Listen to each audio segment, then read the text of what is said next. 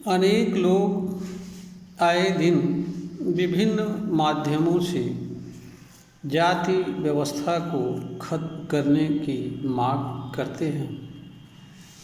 इनका तर्क ये है कि हिंदू समाज में भेदभाव का आधार जातियां हैं और इससे संबंध रखने वाली व्यवस्था है।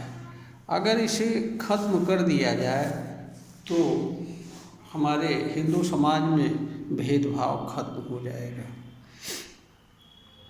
बाहरी तौर पर यह देखने में सही भी प्रतीत होता है, क्योंकि हमारे समाज में जो भी भेदभाव दृष्टिगत होते हैं वह जातिगत आधारित हैं। प्राचीन काल में वर्ण व्यवस्था थी जो कि जन्म व्यवस्था और जाति व्यवस्था में बदल गई। जो लोग वर्ण क्रम से ऊपर थे वे अपने को श्रेष्ठ समझते थे, क्योंकि इस तरह की बात वर्ण व्यवस्था करती थी। वस्तुतः हमारे समाज में भेदभाव का आधार और एक कारण यही था। परंतु क्या आज वास्तव में जाति व्यवस्था है? इस वीडियो का प्रश्न है कि क्या जाति व्यवस्था के जो मांग है उसकी सच्चाई क्या है। तो उसकी सच्चाई को समझने के लिए यह समझना होगा कि क्या वास्तव में जाति व्यवस्था है, और है तो उसे खत्म कैसे किया जा सकता है और किसको उस प्रकार की शक्ति प्राप्त है। आज हमारे देश में कोई धार्मिक व्यवस्था नहीं कार्य कर रही है। संविधान से देश चल रहा है। देश में संविधान और विधि का शासन है। हमारे संवैधानिक एवं विधिक व्यवस्था में जाति आधारित कोई व्यवस्था नहीं है। इसके लिए हमें आर्टिकल 14 संविधान को देखना पड़ेगा। हमारे संविधान का अनुच्छेद 14 यह कहता है कि इस देश का प्रत्येक व्यक्ति विधि के समक्ष समान होगा और विधियों के समान संरक्षण का अधिकारी होगा। यानी सबको हमारा संविधान वेद के समक्ष एक समान मानता है और हर किसी के एक समान संरक्षण की बात करता है। इस तरह से किसी भी तरह के जाति व्यवस्था या जातिगत भेदभाव को वह स्वीकार नहीं करता है। अगले अनुच्छेद 15 में हमारा संविधान यह कहता है कि राज्य किसी नागरिक के जन्म स्थान, वर्ण, लिंग, जाति आदि के आधार पर किसी तरह का भेदभाव नहीं करेगा, सबके साथ एक समान व्यवहार करेगा। इस तरह से अनुच्छेद 15 के माध्यम से हमारा संविधान ये बताता है, स्पष्ट करता है कि जो है किसी तरह की कोई जाति व्यवस्था नहीं है। इसी क्रम को और स्पष्ट करने के लिए हमारे संविधान का अनुच्छेद 13(1) यह कहता है कि संविधान द्वारा प्रदत्त मूल अधिकारों के प्रतिकूल अगर कोई नियम, व्यवस्था, विधि प्रचलित है, चाहे वो कोई भी हो, तो वह उस सीमा तक असंवैधानिक होगी, निष्प्रभावी होगी जिस सीमा तक वह भारत के नागरिकों के मूल अधिकारों का अतिक्रमण करती है, अतिलंघन करती है।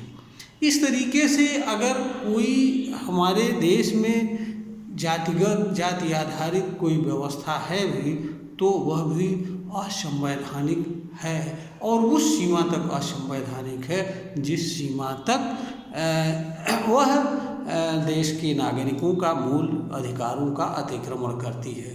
इस प्रकार से हमारा जो संविधान है वह देश के सभी नागरिकों को एक समान संवैधानिक अधिकार प्रदान करता है। मूलभूत अधिकार समान है, किसी के साथ कोई भेदभाव नहीं है, कोई जाति आधारित व्यवस्था नहीं है।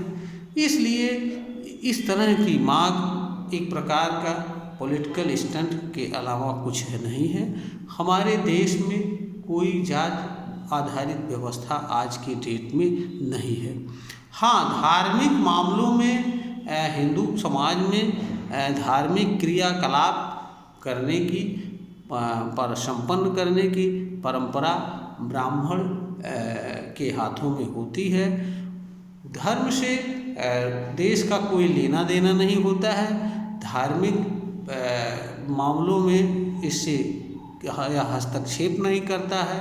हर किसी को जिससे चाहे उससे वह धार्मिक क्रियाकलाप संपन्न करे, इसकी आज़ादी कानून देता है।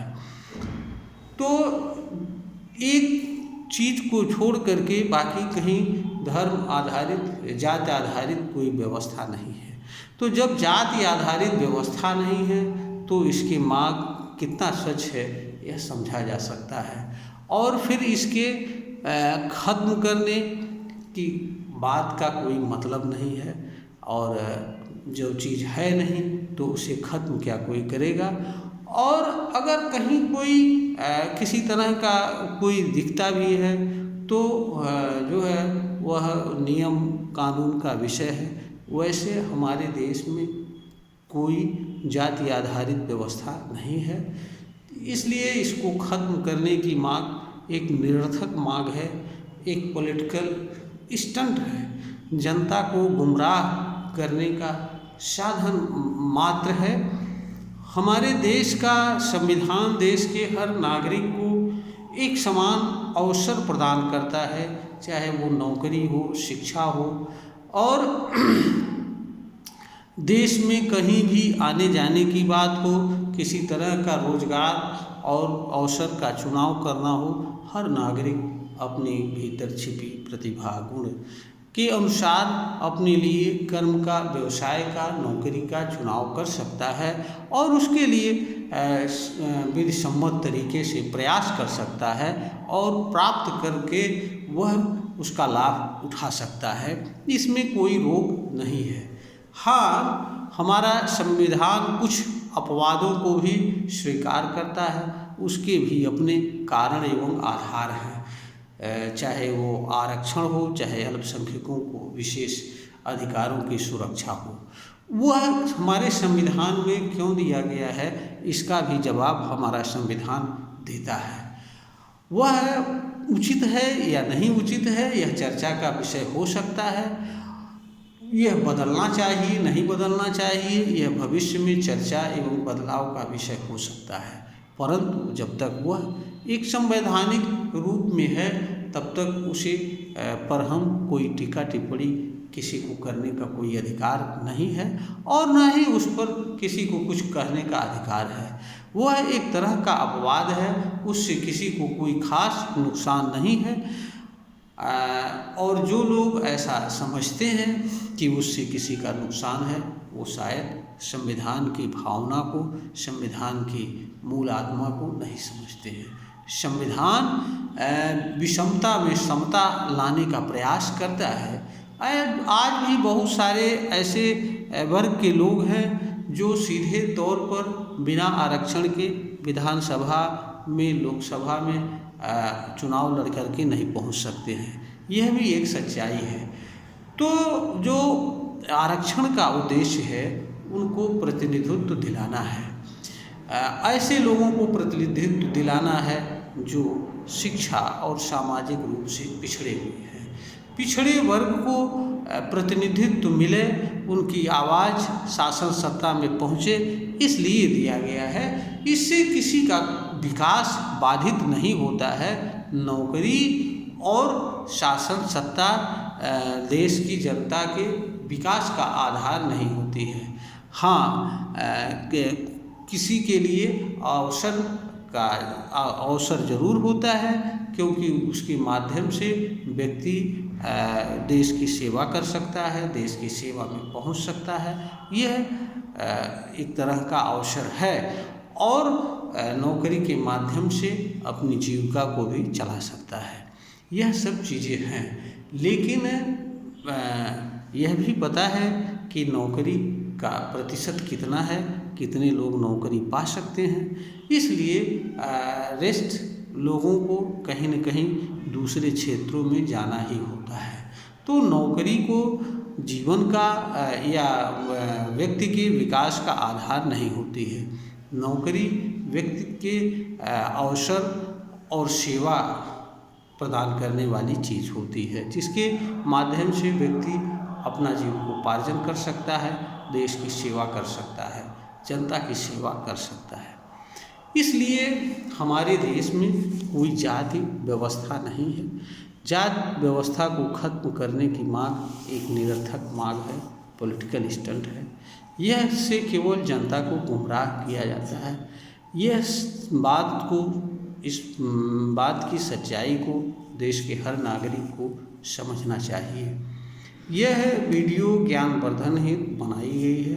इसका उद्देश्य किसी की बुराई करना नहीं है और ना ही किसी की आलोचना करना है, परंतु एक नागरिक के रूप में सच कहना भी हमारा कर्तव्य है। इसलिए इस वीडियो के माध्यम से यह बात रखी जा रही है, क्योंकि राजनीतिक वर्ग और राजनैतिक दल जनता की सेवा जनता के माध्यम से करते हैं, जनता का वोट लेते हैं, सत्ता में जाते हैं। इसलिए जनता के प्रति उनकी जवाबदेही होती है और यही कारण है कि उनका जो भी क्रियाकलाप होता है वह जनता के तरफ से जनता के लिए होता है। इसलिए जनता द्वारा वह आलोचना किए जाने के उसकी जांच परख का विषय होता है और इस तरह का अधिकार देश के हर नागरिक को है। उसी अधिकार के तहत मैंने यह वीडियो बनाया है और इस वीडियो के माध्यम से अपनी बात रख रहा हूँ। यह वीडियो श्रोतागण अगर ज्ञानवर्धन के योग्य समझते हैं तो इसे लाइक करें, शेयर करें और सब्सक्राइब करें।